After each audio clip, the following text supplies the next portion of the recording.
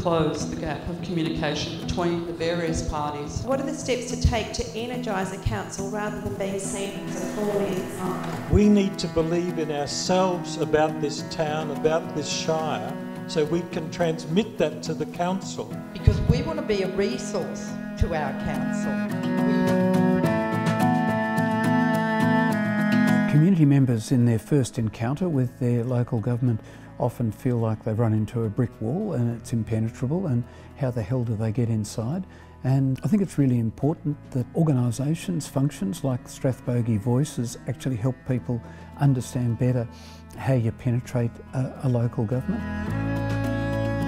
We had a lot of talk today about detailed strategies and policies and plans, but perhaps even the overriding thing is the values, what is really important to people, and just seeing that that is picked up in council business. A really high quality council has got an engaged community, it's got a really good council, and then it's got an effective administration that works well with the council. You don't often find all that stuff in great harmony, but when you do, it's just fantastic. The community can really sing along. I think that came out so strongly today, that the council is elected by the community, and that having elected the council, the relationship doesn't stop, but there's an ongoing dialogue. We want to be something that is seen, wow, that's great, we can have a really bottom line information coming directly from the people.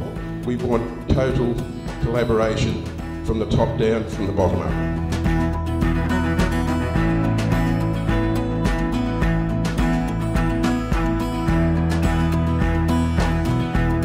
People were really hungry to understand what a council can do. I think they got quite a surprise when they learnt that they're one of the few councils in the state that hasn't got a dedicated environment officer.